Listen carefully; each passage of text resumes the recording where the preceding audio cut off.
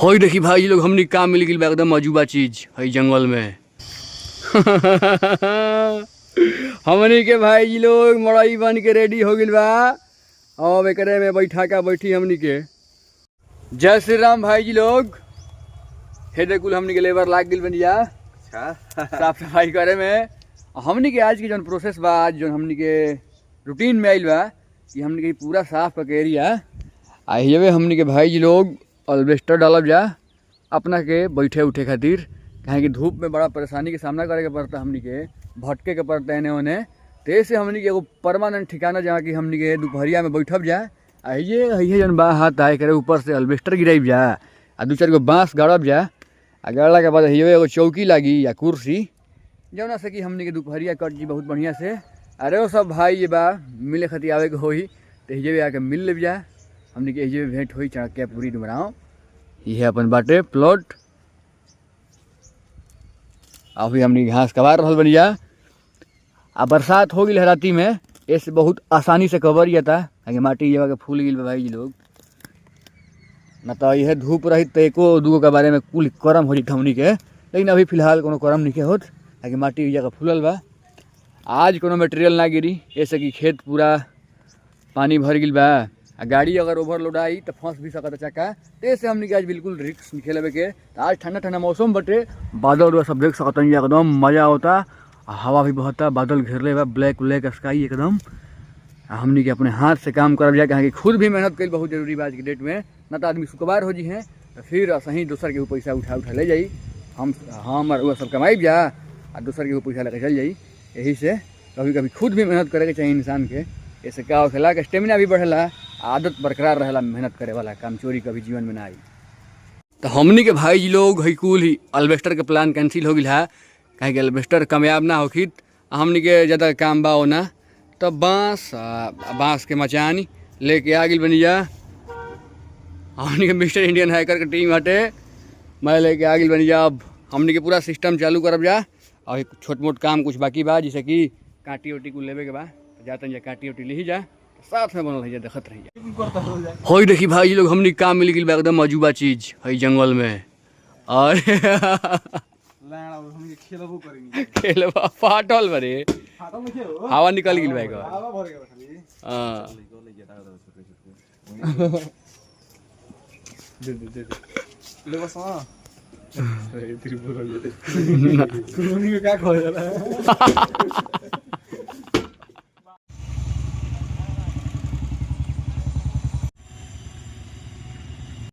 तो हमनी के भाई लोग सब कुछ लेके आगे बन जा। बड़ा बढ़िया लगता, मौसम भी साथ दे रहा बा।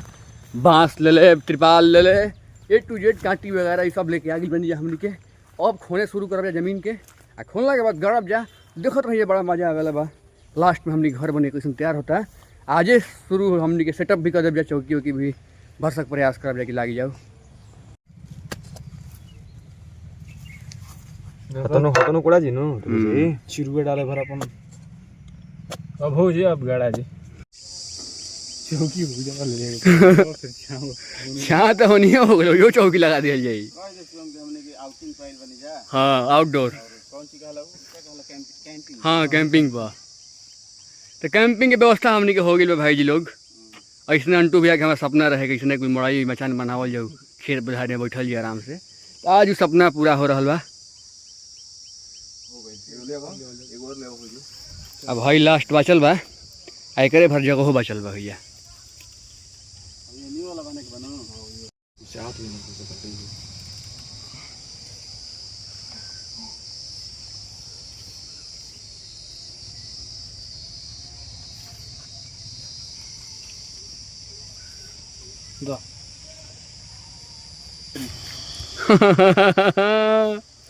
हमनी के भाई जी लोग मड़ई बन के रेडी हो गइल बा।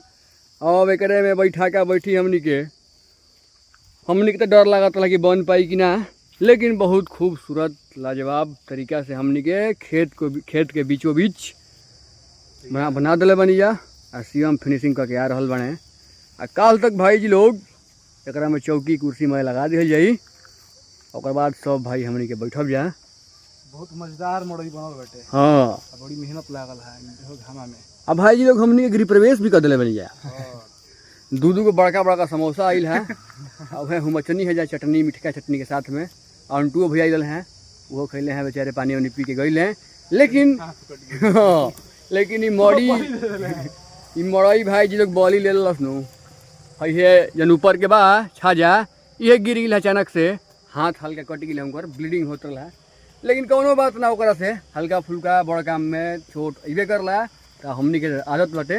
है तो फिलहाल महेंद्र सिंह धोनी हमनी के मड़ई के बीच में बने तो किनले के पानी रहल है।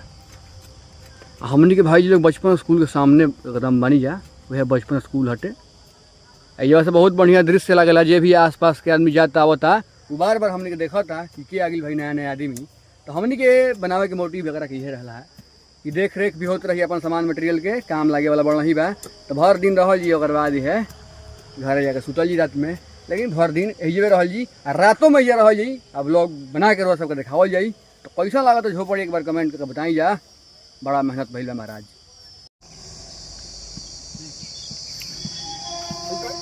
कटिया भाई ये काम कर दिया निकाल लियो मेले राजा गिनाले रंगदार।